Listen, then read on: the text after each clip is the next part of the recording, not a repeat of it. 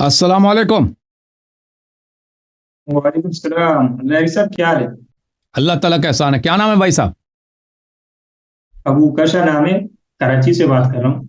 क्या नाम है? अबू उकाशा। अबू काशा, अल्लाह आपको सलामती दे। क्या काम करते हैं अबू काशा भाई? मैं रियल एस्टेट का काम करता हूँ कराची में। अल्लाह आपको डिफेंस सलामती दे। सेक्टर। मैं जी एक हुक्म करें। अपना सा तालिब इल्म हूँ। दो तीन सवालात हैं आपसे अल्लाह यारी साहब। जी सर बोलें। अभी जैसे एक भाई को आपने सवाल के जवाब में सैयद अब्दुल कादिर जीलानी को मलऊन भी कहा, और आपने कहा कि 10-15 पुश्तों बाद आते हैं, कोई दो पुश्तों बाद नहीं आ रहे कि एहतराम किया जाए, जबकि नहीं, कल के क्लास एहतराम की में। बात नहीं किया। देखिए, मैंने ये नहीं कहा कि दो पुश्तों के बाद एहतराम किया। मैंने कहा कि इनकी सियादत का, आप कहते हैं शजरा में से ना, हाँ मैंने कहा ये तो जी। किसी इमाम का सक्का बेटा तो नहीं है। ये कई पुश्तों के बाद जाकर कहते हैं हम अइम्मा अलैहिस्सलाम से मिलते हैं ना। मैंने ये बात की। मैंने कहा सियादत इनका जो है, ये कई पुश्तों के बाद इनका इद्दा है। तो ये जो है इस तरह नहीं है कि इनके सियादत जो है कतई 100% हो। सही। लेकिन कल ही डॉक्टर जुबैर साहब के मुनाजरे में आपने करीबी नस्ल औलाद अइम्मा को भी आपने काफिर कहा, तो ये समझ से बाला है। अहले बैत और तो आले रसूल की मोहब्बत का आप नारा भी लगाते हैं और फिर उनको काफिर भी कह दें, तो मैं तो देखें, हैरान हूँ। अब ये सुन ले अच्छी तरह से। अहले बैत जब हम जी। कहते हैं, इससे मुराद रसूल सल्लल्लाहु अलैहि वसल्लम के जितने नस्ल के अफराद हैं, उन सब से हमें मुराद अहले बैत नहीं लेते। आप अहले बैत अलैहिस्सलाम से मुराद लेते हो ना, जो उनकी नस्ल से है, जो 10 पुश्त के बाद। ये हमारे नहार अहले बैत नहीं। अहले बैत अलैहिस्सलाम जब हम लेते हैं ना, उनसे मुराद पंजतन पाक और 12 इमाम है, बस। इसके अलावा और बकिया अहले बैत नहीं है। बकिया अगर आप सुन ले, प्लीज सुन ले। अगर उनके आप जी। इत्तिबा करें सलमान फारसी की तरह, और चाहे आप अफ्रीका से हैं, चाइना से, फर्क नहीं पड़ता। अगर आपने अहले बैत अलैहिस्सलाम की इत्तिबा की, तो आप उनमें से, अहले बैत में से हैं, लेकिन वो आप इत्तिबा की वजह से। अहले बैत वही हैं। अब आप खुद अपनी किताबों में लिखते हैं कि नबी सल्लल्लाहु अलैहि वसल्लम के वालिदैन काफिर थे। मुस्लिम वगैरह में पूरा बाब है, ठीक है ना। तुम्हारे उलमा का अकीदा यही है, बात बल्कि तुम्हारे, सुन लें प्लीज, इजमा है। तो उससे आपको शर्म नहीं आती? और हमें कहते हो ऐसे अफराद जिन्होंने आपके मजहब में भी वो गलत है ना, उन्होंने खुलफा के खिलाफ खरूज किया। आपके मजहब में भी जो खलीफा वक्त के खिलाफ खरूज करे, उसका कत्ल जायज होता है। आपके मजहब में भी वो कोई नेक आदमी नहीं थे। हमारे मजहब में इसलिए वो नेक नहीं, अच्छे नहीं है कि उन्होंने गलत इद्दा किए, उन्होंने झूठे इद्दा किए। अगर कोई शख्स किसी नबी के खानदान से होता है, इसका मतलब नहीं जो मर्जी कर दे, वो कोई गलत काम भी कर दे फिर भी उसका वो अच्छा होता है। हजरत नूह अलैहिस्सलाम का बेटा वो गलत बना, गलत लैसा मिन अहलिक, वो काफिर था, गर्क हो गया। बोलने दें लहरी साहब। हाँ, बिस्मिल्लाह दूसरों को भी बिस्मिल्लाह बोलने बोले। दें। बिस्मिल्लाह। तो जैसे आप अभी ने कहा कि उन्होंने गलत दावा किया था, इस वजह से वो काफिर हैं। तो बात यह है कि सही दावा करने वाले कौन होंगे? जैसे डॉक्टर जुबैर साहब ने भी आपसे पूछा था, आपने उसको तो साबित नहीं किया नुसूस से। हालांकि डॉक्टर जुबैर साहब का ये दावा था कि उनके बारे में आपके मज़हब में ये है कि उनको जन्नत की बिशारतें आपके इमामों ने दी हैं। तो जन्नत की बिशारतों वाले नऊजुबिल्लाह काफिर कैसे कौन हैं? है, कौन है जिसको भाई हाँ। देखे भाई साहब, जो इमामत से मुनहरिफ लोग हैं, उनकी जन्नत की कोई बिशारा, ये भी उनकी अगलात में से है, ठीक है ना। सिर्फ जैद के मुतालिक है, जैद के मुतालिक है। जैद के मुतालिक दो किस्म के रिवायात है मेरे अजीजों, अच्छी तरह से जान लो। शेख कुतुब में एक रिवायात है उसकी मजम्मत पर है, एक रिवायत है उसकी तारीफ में। तो सब रिवायत उस पर मुतफिक नहीं है। जो रिवायात उसकी मजम्मत में वो सब सही है, जो जैद के मजम्मत में। जो इस रिवायत की तरफ वो इशारा, प्लीज सुन लो मेरे भाई। जी जो आप जी कहते जी। हैं उसको जन्नत की बिशारत है, कोई जन्नत की बिशारत नहीं है। मसला हसन मुसन्ना, अब्दुल्लाह इब्न अल-हसन मुसन्ना है, उसकी जन्नत की कोई बिशारत, ये झूठ है। मोहम्मद इब्न अब्दुल्लाह इब्न अल-हसन या हुसैन फख वगैरह, ये इनकी बिशारत नहीं है। जैद के मुतालिक है, लेकिन वो रिवायत ज़ईफ है, वो रिवायत सही नहीं है। और जैद के मुजम्मत में वो रिवायत बहुत ज्यादा है। और जैद कौन था? जैद का साथ किसने, पता आपको? अबू हनीफा ने जैद के साथ बैत की थी। जैद की जो तहरीक थी बिलासास वो एक शी तहरीक नहीं थी, वो जमात मुखालिफीन के लोगों ने वो जैद के सपोर्टर थे। अबू हनीफा ने जैद के साथ बैत की थी, लेकिन लड़ाई के वक्त ये भाग गया था, इसने साथ नहीं दिया था, उसे पैसे कुछ भेजे थे कि आप हम सपोर्टर हैं। मालिक ने तो इसके आपने साथ मान बैत लिया किया था। तो हमने आले रसूल का साथ दिया। वो अहले बैत नहीं है, वो अहले बैत नहीं है हमारे नजदीक। आप लोगों ने जो इसको मर्जी अहले बैत बना दो ना, जिसको मर्जी अहले बैत बना दो। तो मतलब अच्छा, अहले बैत कौन है? अहले बैत ताहिरीन कौन है? वो जो मुतहर हैं, जो अल्लाह की जानिब से हुज्जत हैं, دیکھیں خاندان رسول صلی اللہ علیہ وسلم سے جو بھی شخص آئے ادعا کرے، اس کا مطلب یہ نہیں کہ آپ نے اس کی تصدیق کرنی، اس کی سپورٹ کرنی ہے. اگر مطہر ہے، اللہ کی جانب سے گارنٹی ہے، اللہ تطہیر کا کیا مطلب ہے، عصمت کا کیا مطلب، اللہ کی جانب سے گارنٹی ہے کہ غلط ادعا نہیں کرے گا، اس کی آپ ساتھ دے دیں نا. اس کا تو آپ لوگوں نے ساتھ نہیں دیا. تطہیر میں تو باقی تو نہیں آتے نا امام، تطہیر کی آیت میں چلو آپ کی بالکل 14 کے 14 آتے ہیں، 14 کے 14 آتے ہیں. دلیل چاہیے تو ہم سے طلب کرو. وہاں تو حضور کی چادر میں تو نہیں تھے نا 14. بالکل چادر میں تھے، بالکل. اب سن لو ایسے کہ وہ امام حسین علیہ السلام کے صلب میں تھے. یہ آیت جو باقی نہیں تھے، باقی مشمول نہیں ہے نا. دیکھیں میں آپ کو دکھا دیتا ہوں. کیوں شامل نہیں؟ آپ کیسے نکال سکتے ہیں؟ صلب میں تو سب تھے نا جن کو آپ کافر بھی کہہ رہے ہیں. ان کو اللہ نے مطہر نہیں کیا نا، مطہر نہیں کیا. دیکھیں وہ جو میں آپ کو بتا دیتا ہوں. اگر آپ شیعہ عقیدہ جاننا چاہتے ہیں کہ آئے تطہیر میں بقیہ ائمہ علیہ السلام کیسے مطہر ہیں، دیکھیں وہ سن لیں. یہ کتاب ہے سلیم بن قیس ہلالی رحمۃ اللہ علیہ، جز نمبر 1. یہاں پہ ملاحظہ فرمائے کتاب حدیث 11. یہ حدیث کافی لمبی ہے، صفحہ نمبر 646 میں. ایھا الناس تعلمون، امام علی علیہ السلام نے عثمان کی خلافت کے دوران وہاں پہ صحابہ سے گفتگو کرتے ہوئے کہا، اے لوگو جانتے ہو کہ اللہ تعالیٰ انزل فی کتاب، اللہ نے یہ آیت قرآن میں نازل کی ہے، انما یرید اللہ لیذھب عنکم الرجس اہل البیت فجمعنی وفاطمۃ وابنی حسنا وحسینا. تو رسول اللہ صلی اللہ علیہ وسلم نے مجھے جمع کیا، میرے 2 بیٹوں کو اور حسن حسین علیہ السلام کو جمع کیا. ثم القى علینا کساء، پھر ہم پہ کساء ڈالا ہے، کملی ڈالی ہے. وقال هؤلاء اہل بیتی، فرمایا یہ میرے اہل بیت ہیں. پھر اس کے بعد مزید تعریفیں اہل بیت علیہ السلام کی. ام سلمہ نے عرض کیا وانا یا رسول اللہ، میں بھی اہل بیت میں سے ہوں. فقال انت الى خیر، انما آپ جو اچھی ہیں، آپ عاقبت بخیر ہیں. انما نزلت فی وفی اخی، لیکن یہ آیت کا شان نزول کس کے بارے میں، یہ آیت میں آپ شامل نہیں. یہ آیت پھر صرف اور صرف نازل ہوئی مجھ میں اور میرے بھائی کے متعلق اور میری بیٹی فاطمہ، وفی ابنیہ اور میرے 2 بیٹوں کے متعلق. یہ پنجتن پاک بنے نا. وفی 9 من ولد ابنی الحسین خاصہ، اور صرف 9 افراد میرے فرزند امام حسین علیہ السلام کے نسل سے مخصوص. وہ لیس معنا احد، لیس معنا فیہا احد، اور اس کے علاوہ اس میں سے کوئی اور شامل نہیں. تو خود یہ پیغمبر کے صلی اللہ علیہ وسلم کی حدیث، یہ اس کے علاوہ اور بھی. سن لیں پلیز، سن لیں مجھے بات کرنے نا. ہاں مجھے دیکھیں، آپ پوچھتے ہیں کہ شیعہ مذہب میں باقی ائمہ کیسے معصوم ہیں آئے تطہیر. میں نے آپ کو ثابت کیا کہ ہمارے مذہب کے مطابق بقیہ جو ہے نا، جو اولاد رسول ہیں، جو امیر المومنین علیہ السلام کے نسل سے ہیں، وہ سب کے سب وہ مطہر نہیں ہیں، وہ معصوم نہیں. معصومین شیعہ مذہب میں صرف کون ہے؟ یہ 12 حضرات ہیں، 12 امام ہیں، اور حضرت زہرا رسول اللہ صلی اللہ علیہ وسلم، یہ حضرات. جی نہیں، مطلب آپ کے نزدیک یہ شیعہ اثنا عشریہ سب کا مذہب ہے کہ یہ اولاد علی، حسن اور حسین جن کو آپ کافر کہتے ہیں یہ کافر ہے؟ آپ اثنا عشریہ کا مذہب ہے، یہ عقیدہ ہے؟ میں یہ جاننا جو اگر کافر ہو جائے کافر ہے بھائی. جو آپ کا جب عقیدہ ہے کہ نبی صلی اللہ علیہ وسلم کے والدین کافر تھے، وہ آپ کو کچھ نہیں ہوتا نا. اگر دیکھیں اجازت دیں، اگر اولاد، میں آپ کو ایک منٹ میں آپ کو دکھا دیتا ہوں بھائی، ایک منٹ میں آپ کو حدیث دکھا دوں تو پھر آپ کو. اگر کوئی بھی شخص ہو دنیا میں بھائی صاحب، وہ فرق نہیں کرتا کہ وہ سید ہے. سید اگر شراب، بھائی آپ مجھے بتاؤ، سید اگر شراب پی لے، بھائی سید اگر شراب پی لے، اولاد امام، اولاد نبی صلی اللہ علیہ وسلم شراب، وہ ہے فسق ہے یا نہیں ہے؟ فسق ہے یا نہیں ہے؟ سنیں، میں کہہ رہا ہوں وہ اگر کوئی کافر ہوگا تو اسلام کو، قرآن کو نہ ماننے کی وجہ سے ہوگا نا. نہیں، دیکھیں اجازت دیں، کفر صرف اس لیے نہیں قرآن کو نہ مانو تو کافر ہے. اگر آپ کوئی بھی ایسے دین میں بدعت داخل کریں، اب آپ کے سامنے مرزا غلام احمد قادیانی سب قرآن کو مانتے ہیں. قادیانیوں کے پاس جائیں، وہ قرآن آپ سے زیادہ پڑھتے ہیں. اس طرح نہیں، وہ قرآن کی تلاوت نہیں کرتے، حدیث بھی پڑھتے ہیں، نماز بھی پڑھتے ہیں. ہاں اجازت دیں مجھے بات کرنے کی. دیکھیں مجھے مختصر بتائیں نا کہ یہ ہمارا عقیدہ ہے تمامی مذہب کا، صرف میرا نہیں، کہ یہ تمامی آل علی، آل حسن، آل حسین کافر تھے جنہوں نے دعویٰ. بھائی یہ آپ کی جہالت ہے کہ وہ سب کے سب انہوں نے امامت کے. بھائی سن لو پہلے تو امام نے کب کہا کہ انہوں نے سب نے آل علی، آل حسن، آل حسین، آل سب نے امامت کا ادعا کیا؟ یہ جھوٹ ہے، یہ تہمت ہے بہت.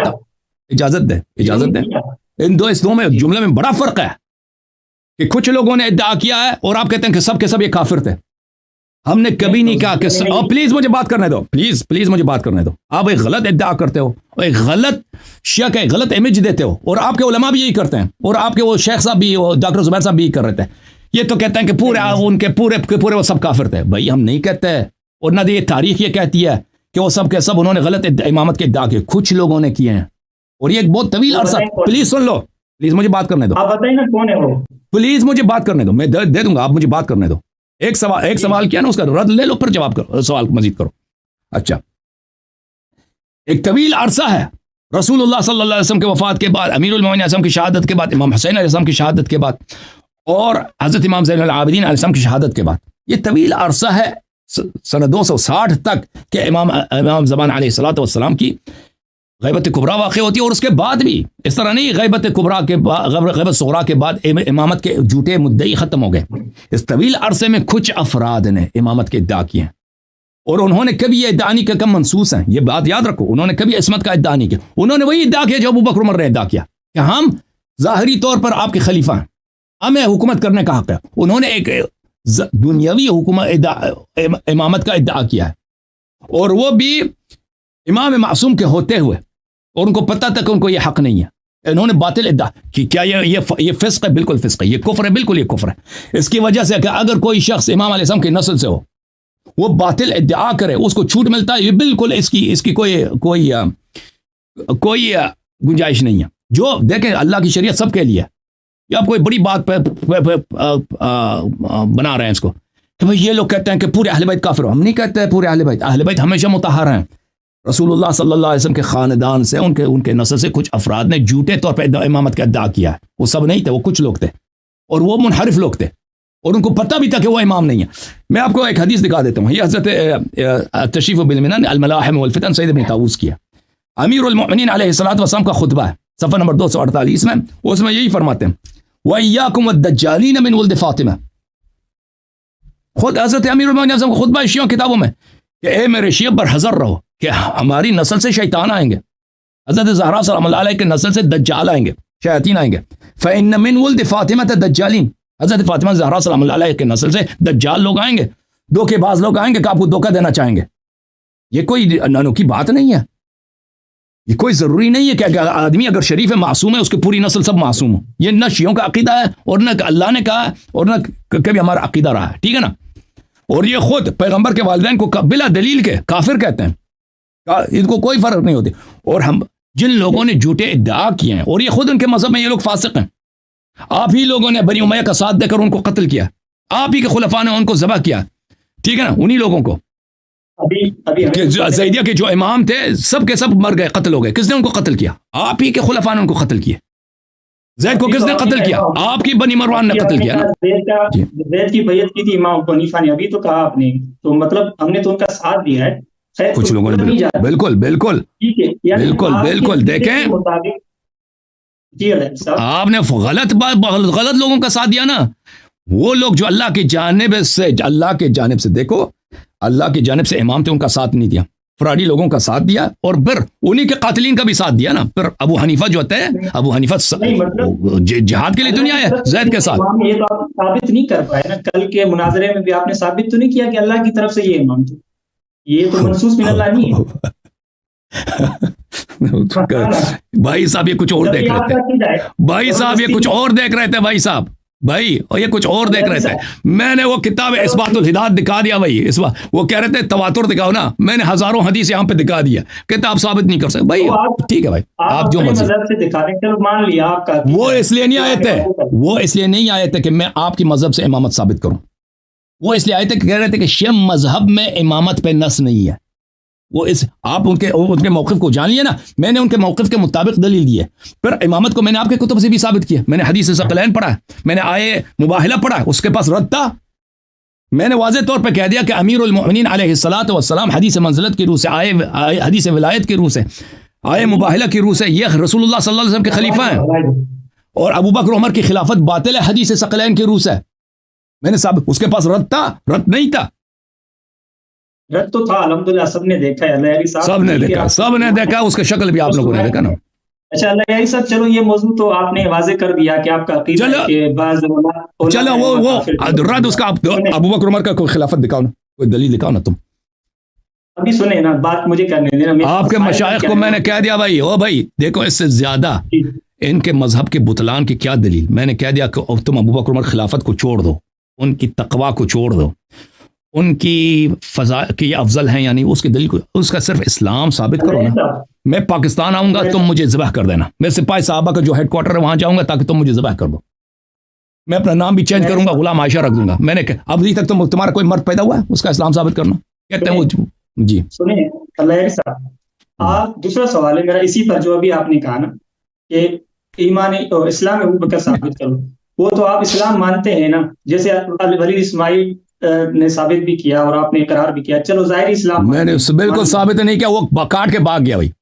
جو شخص مناظرہ جب ہمارا جب اتفاق ہوا ہے کہ 10 منٹ وہ بات کرے گا 10 منٹ میں بات کروں گا, میرے دلیل سنے بغیر اس نے کاٹ کے بھاگ گیا ہے, تو وہ آپ کیسے کہتے ہیں اس نے ثابت کر دیا؟ یہ آپ کی بے ایمانی ہے نا. جو شخص کاٹ کے بھاگ جاتا ہے وہ کیسے اس نے ثابت, اگر اس کے پاس دلیل ہوتی وہ کاٹ کے بھاگ نہیں جاتا, اس نے مناظرہ کرنا ہی نہیں تھا. 1.5 منٹ میں اسے کاٹ کے, میں بتایا بھی نہیں ہے کہ میں کاٹ کے بھاگ جاتا ہوں, مجھے پتہ ہی نہیں چلا کہ وہ کاٹ کے بھاگ گیا. آپ کو اقرار کرنا تھا نا کہ میں اسلام میں ابو بکر مانتا ہوں, وہ آپ سے یہی مطالبہ کرتا, وہی اسلام جو وہی اسلام جو عبداللہ ابن ابی ابن سلول کا ہے, وہی اسلام کی جو قرآن مجید میں اللہ تعالیٰ فرماتا ہے بسم اللہ الرحمن الرحیم اذا جاءك المنافقون قالوا نشهد انك لرسول الله والله يشهد انك لرسوله والله يشهد ان المنافقين لكاذبون. منافق جب آپ کے پاس آتے ہیں وہ شہادت کہتے ہیں کہ ہم قسم کھاتے ہیں, شہادت دیتے ہیں کہ آپ اللہ کے رسول ہیں, اور اللہ شہادت دیتا ہے آپ اللہ کے رسول ہیں, اور اللہ شہادت دیتا ہے کہ جھوٹے ہیں. یہ کس کے ذمت میں؟ سن لو ہم جو ابو بکر کا اسلام کہتے ہیں ابو بکر مسلمان تھا, وہی جو عبداللہ, اگر تم کہتے ہو عبداللہ ابن ابی ابن سلول جو منافق تھا بظاہر رسول اللہ صلی اللہ علیہ وسلم اس پہ اسلام کے احکام جاری کرتے تھے, اس پہ نماز بھی پڑھی, پیغام سن لو پلیز سن لو ہم ابو بکر کے متعلق ہمارا موقف سن لو. ابو بکر کے متعلق ہمارا موقف یہ ہے کہ اس کا وہ منافق تھا, جیسے عبداللہ ابن ابی ابن سلول جو تھا وہ مسلمان تھا, اسی طرح وہ اگر اس کو مسلمان مانتے ہو تو ٹھیک ہے, عبداللہ ابن ابی کو اگر تم مسلمان مانتے ہو ابو بکر کا اسلام بھی ثابت ہو گیا. ہم ابو بکر کا وہی مانتے ہیں, ان لوگوں پر رسول اللہ صلی اللہ علیہ وآلہ وسلم نے اسلام کے احکام جاری کیا, لیکن اس کا مطلب یہ نہیں تھا کہ وہ مسلمان تھے, یہ منافق تھے. قرآن شہادت دیتا ہے کہ یہ لوگ رسول اللہ صلی اللہ علیہ وسلم کو گالی دیتے تھے, اور اللہ نے کہہ دیا کہ یہ جھوٹ کہتے ہیں, کی شہادت جھوٹی ہے. ٹھیک ہے نا, ہماری بات بھی سنتے ہیں, بولتے ہیں آپ ہمیں بولنے نہیں دیتے. بات یہ ہے کہ ابھی آپ تو پھر آپ جھوٹ نہ بولیں کہ میں نے ابو بکر کا اسلام کا اعتراف کیا ہے, تو میرا جو بات کامل ہے وہ نقل کرو. چلو ٹھیک ہے, ابھی آپ میں سوال ایک میرا کہ آپ تنبیہ کو موجب کفر سمجھتے ہیں, جیسے ہفتے اعمال سے آپ کفر کی دلیل پکڑتے ہیں نعوذ باللہ, تو یعنی آپ کے نزدیک تنبیہ موجب کفر ہے. دیکھیں سورہ دیکھیں, اگر اللہ تعالیٰ کہتا ہے نا کہ آپ یہ کام کرو گے تو اس کا جرمانہ یہ ہوگا, ہم اس کو تصدیق کریں گے. اللہ تعالیٰ نے جب کہہ دیا قرآن مجید میں کہ اگر تم آواز بلند کرو گے تو تمہارا حمل حبط ہو جائے گا, تو ہم تصدیق کریں گے, ہم کہیں گے آمنا, جس نے آواز بلند کی اس کا اعمال حبط ہو گئے. ٹھیک ہے نا, یہ تنبیہ کس کو بولتے ہیں؟ اجازت دو بات کرنا. سوال کرو, سوال کیا جو سن لو. تنبیہ کس کو بولتے ہیں؟ یعنی خبردار کرنا, خبردار. تو اس کے بعد پلیز سن لو.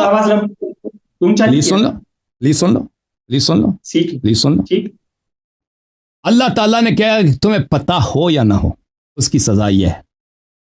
ٹھیک ہے, تمہیں پتہ ہو یا نہ ہو اس کی سزا یہ ہے کہ تمہارا عمل حبط ہو جائے گا اگر تم آواز بلند کرو. ہم اس کی تصدیق کریں گے.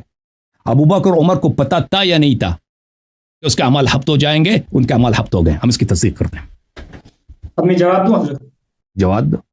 وہاں پہ انہوں نے جب آواز اونچی کی, آپ بخاری سے روایت پیش کرتے ہیں, اس بخاری کی روایت میں لکھا ہوا ہے اس کے بعد اتنی ہلکی آواز ہوتی تھی کہ رسول اللہ صلی اللہ علیہ وسلم کو بار بار پوچھنا پڑتا تھا, دوبارہ پوچھنا پڑتا تھا کہ کیا بولا ہے آپ نے. تو مطلب جب اللہ نے تنبیہ کی اس کے بعد تو انہوں نے آوازیں اونچی نہیں کی ہے نا. تو آپ کے اگر سنیں, مجھے بولنے دیں ایک منٹ. تو موجب کفر ہے آپ کے نزدیک نعوذ باللہ. تو میں آپ سے سوال کر رہا ہوں کہ یا ایھا النبی لم تحرم ما احل اللہ, تو نعوذ باللہ پھر تو آپ کے عقیدے کے مطابق حضور بھی اللہ کے حلال کردہ کو حرام کرتے تھے, پھر نعوذ باللہ پھر یہاں کیا بولیں گے آپ؟ اب سن لو, دیکھو ان کا طریقہ کار یہی ہے کہ ابو بکر عمر کو بچانے کے لیے رسول اللہ صلی اللہ علیہ وسلم کو کافر بھی بنا دیں گے. ٹھیک ہے نا, ابھی آپ نے کیا, ابھی آپ نے سب کیا, ابھی سن لو, ابھی میری بات, ابھی آپ نے سوال کیا نا, ابھی جواب سن لو. دیکھو جب اللہ نے یہ ان کے پاس کوئی فرار نہیں ہے ابو بکر عمر کے حبت اعمال سے بچانے کے لیے. ان کے پاس ہاں مکر نے رنگ ہے، فریب ہے. وہ فریب کیا کہ ان کو پتہ نہیں تھا. اب بات کرنے دو بھائی، میرے سب باتیں غلط لیکن مجھے کہنے دو. میری بات اگر کاٹو گے تو میں آپ کے ساتھ گفتگو نہیں کروں گا، ٹھیک ہے نا؟ صحیح ہے. مجھے جواب دینے کا مجھے جواب، آپ نے سوال کیا، مجھے جواب دینا ہے، ٹھیک ہے نا؟ اب اگر کاٹو گے، اب اگر مداخلہ کرو گے تو میں آپ سے گفتگو نہیں کروں گا. میں نے آپ کو بتا دیا، خبردار کر دی. اوکے، خبردار ہو گیا. اب میں آپ کو دوبارہ واپس لاؤں گا جب میری بات ختم ہو. تو اب سن لو، ان کے پاس کوئی چارہ نہیں ہے حبت اعمال سے بچنے کے لیے. اللہ تعالیٰ نے ابو بکر عمر کی مذمت کے لیے، تعریف کے لیے نہیں. آیات پڑھیں، وہ سب نہایت ہی شدید مذمت ہے اور توبیخ کے لیے. آیات نازل کیا ہے کہ تم رسول اللہ صلی اللہ علیہ وسلم کے آواز پر آواز بلند نہ کرو، اور جو یہ کرے گا اس کے اعمال حبط ہو جائیں گے، ٹھیک ہے نا؟ انہوں نے آواز بلند کی ہے، اب یہ کہتے ہیں اعمال حبط نہیں ہوئے، اس لیے کہ انہوں نے اس کے بعد انہوں نے نہیں کیا. اچھا، ہم نے ثابت کیا ان کی اپنی کتابوں سے کہ اس کے بعد بھی انہوں نے کیا، آواز بلند کی، وہ اپنی جگہ پر. ان کی یہ صفائی پیش کرنا کہ اس کے بعد عمر اتنی دھیمی بات کرتے تھے کہ پیغمبر کو صلی اللہ علیہ وسلم کو سنائی نہیں دیتا تھا، یہ بھی مذاق ہے. یہ بخاری میں موجود ہے، عبداللہ ابن زبیر نے یہ روایت کی. یہ کوئی احترام نہیں ہے کہ آپ کسی بڑے آدمی سے اس طرح بات کریں کہ اس کو سنائی نہ دے اور وہ آپ کو پوچھنا پڑے دوبارہ اس کو. یہ بھی ایک مذاق اڑانا ہے رسول اللہ صلی اللہ علیہ وسلم کی شریعت کا اور قرآنی آیات کا. آپ نے دیکھا بھی کہ آپ مثلا کسی بڑے آدمی کے پاس جائیں، اتنی آواز سے بار بار اس سے بات کریں نا، ایک دفعہ بھی نہیں، بار بار جب اس سے بات کرتے ہیں اس کو ایسی بات کریں اس کو سنائی نہ دے، اس کو پوچھنا پڑے کہ تم کیا کہہ رہے ہو. یہ احترام کا کوئی احترام کا طریقہ کار وہی جو قرآن نے بتایا، ان الذین یغضون اصواتهم عند رسول اللہ صلی اللہ علیہ وسلم اولئک الذین امتحن اللہ قلوبهم للتقوی. رسول صلی اللہ علیہ وسلم کے سامنے آواز دھیمی رکھو، لیکن اتنا نہ کہ اس کو سنائی نہ دے. اور یہ کسی بھی شریعت میں قرآن نے یہ حکم تو نہیں دیا کہ اس طرح بات کرو کہ پیغمبر کو سنائی بھی نہ دے. قرآن نے تو کبھی نہیں کہا نا. یہ بھی تو مذاق اڑانا ہے ایک آدمی کا، وہ اذیت کرنا. تو یہ جو آپ صفائی پیش کر رہے ہیں دراصل صفائی نہیں ہے، اس شخص کا مذاق اڑانا ہے نبی صلی اللہ علیہ وسلم کا. جو صفائی یہ ہے کہ ان کو پتہ نہیں تھا. کیا چیز پتہ نہیں تھا بھائی اس کو؟ دیکھیں، رسول صلی اللہ علیہ وسلم کے نبی ہیں، یہ پتہ نہیں تھا. پتہ تھا بھائی کہ نبی ہے. یہ پتہ نہیں تھا کہ کسی بڑے آدمی کے سامنے، بالخصوص اگر وہ نبی اس کے سامنے بلند آواز بات کریں یہ بے ادبی ہے. یہ پتہ نہیں تھا. پتہ تھا. اس کی دلیل کیا ہے؟ قرآن نے خود کہتے ہیں ان الذین یغضون. اسی وقت وہاں پر ایسے لوگ تھے جو اپنی آواز دھیمی رکھتے تھے. اللہ نے اسی وقت جب ابو بکر عمر کی مذمت نازل کی ان لوگوں کی تعریف کی ہے جو آواز دھیمی رکھتے ہیں. تو لوگوں کو پتہ تھا کہ آواز دھیمی رکھتے ہیں، اور ہمیں پتہ ہے یہ ہر کلچر میں یہی ہے، ہر ثقافت میں یہی ہے. آپ امریکہ میں آ جائیں، چائنا چلے جائیں، اور عرب میں چلے جائیں، روس میں چلے جائیں، بڑے آدمی محترم شخص کے سامنے آواز بلند نہیں کرتے. یہ سابق بھی تھے، یہ ہمارے زمانے میں بھی یہی ہے. نبی پیغمبر نبی ہیں صلی اللہ علیہ وسلم، پتہ تھا. نبی کا احترام واجب ہوتا ہے، یہ پتہ تھا ان لوگوں کو. اور یہ کہ بڑے آدمی کے سامنے، بالخصوص اگر وہ نبی ہے اس کے سامنے آواز بلند نہ کریں. اگر آواز بلند کریں گے یہ بے احترامی بھی ہوئی، یہ بھی پتہ تھا. یہ قرآن کی روح سے ثابت ہے، یہ سب پتہ تھا. اس کے باوجود انہوں نے آواز بلند کیا. کیا نہیں معلوم تھا؟ بھئی اعمال حبط ہو جائیں گے. ٹھیک ہے، اس سے پہلے یہ آیت نہیں تھا کہ اعمال حبط ہو جائیں گے، نہیں تھا، لیکن اس کے پر فرق نہیں پڑتا، کیونکہ قرآن نے فرمایا وَأَنْتُمْ لَا تَشْعُرُونَ. آپ کو پتہ بھی نہ ہونا. قرآن نے جب کہہ دیا کہ اگر پتہ بھی نہیں ہے تو اعمال حبط ہو جائیں گے، قرآن نے خود جب عذر سب ختم کر دیا کہ اس کے اعمال حبط ہوتے، ان کے اعمال حبط ہو گئے، ان کے اعمال حبط ہو گئے. تو یہ ہے آپ کا حبط اعمال کا. اور اب پیغمبر پہ جو انہوں نے تہمت لگا دیا، یا ایھا النبی لما تحرم ما احل اللہ لک تبتغی مرضات ازواجک، کہ پیغمبر صلی اللہ علیہ وسلم نے تو بھی کیا ہے. اگر ابو بکر عمر نے یہ کیا ہے کہ پیغمبر صلی اللہ علیہ وسلم کے سامنے ایسا فعل انجام دیا ہے، تو نبی نے بھی ایسا کیا ہے. نبی نے بھی حلال کو حرام بنا دیا. سبحان اللہ سبحان اللہ سبحان اللہ.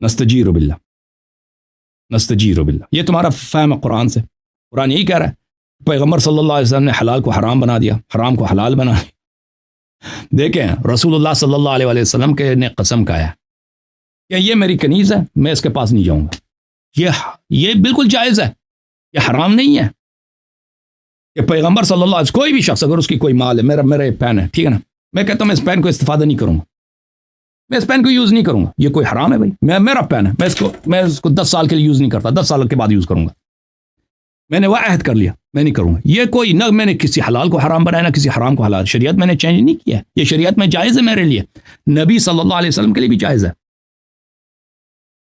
نبی صلی اللہ علیہ وسلم کے لیے جائز ہے کہ وہ اپنی کنیز کے پاس نہ جائیں، جو اس کی مرضی کنیز ہے، کوئی واجب نہیں ہے کہ اس کے پاس چلے جائیں، ٹھیک ہے نا۔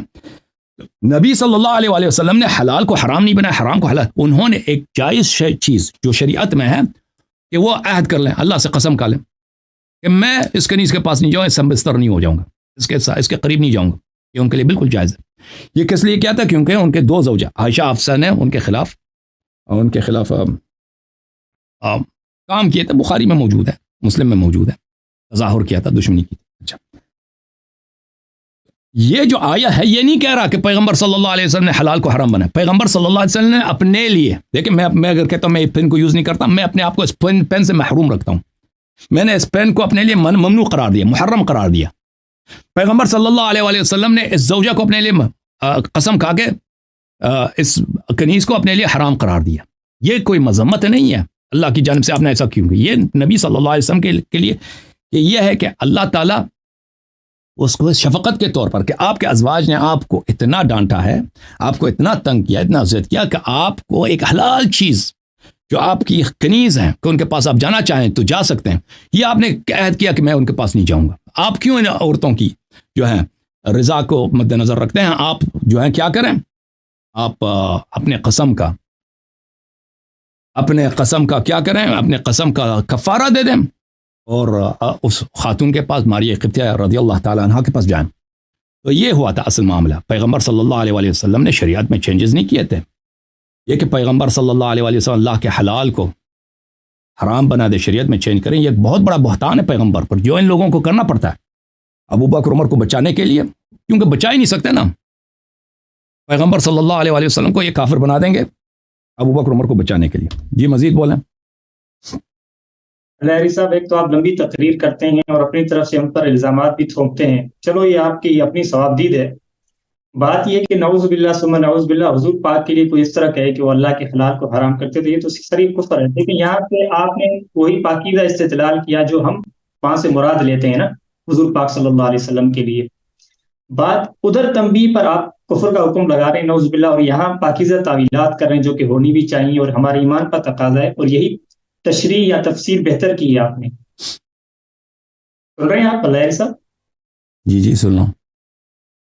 ہاں، کوئی کسی اور کی، میں زوم پہ ہوں تو کسی اور کی سامنے تصویر آ گئی، تو میں یہ عرض کر رہا ہوں کہ دیکھیں سورہ تحریم کی آپ نے بہترین پاکیزہ تفسیر کر دی نا، تو آپ نے ظاہر کو لے کر ایک باطل استدلال نہیں کیا، تو یہ بھی ہم بھی یہی کرتے ہیں، تو وہاں پہ آپ ایک تنبیہ کو موجب کفر سمجھ رہے ہیں، تو اللہ نے قرآن میں جا بجا تنبیہات کی ہیں انبیاء کرام کو، تو کیا وہاں سے آپ باطل استدلالات کریں گے کہ نعوذ باللہ انبیاء میں شرک کر سکتے ہیں یا یہ وہ، کیونکہ اللہ نے ان کو بھی کہا گیا تو شرک کیا، تو تنبیہ میں ہمیں پتہ کہ یہ تنبیہ کیا ہے، وہ تنبیہ کیا ہے، ٹھیک ہے نا، وہ شفقت ہے، اظہار شفقت ہے، اللہ تعالیٰ نے اظہار شفقت کی نبی صلی اللہ علیہ وسلم سے سورہ تحریم میں، ٹھیک ہے نا۔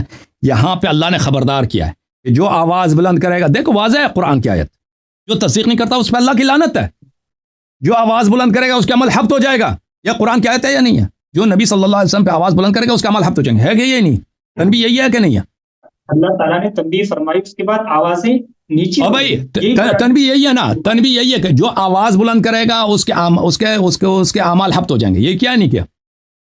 ایسا نہ ہو کہ حبط ہو جائے، صحیح ہے، صحیح بات، صحیح ہے نا، صحیح ہے۔ اور یہ بھی فرمایا آپ کا عمل حبط ہو جائے گا، آپ کو پتہ ہو یا نہ ہو آپ کا عمل حبط ہو جائیں گے، ٹھیک ہے نا۔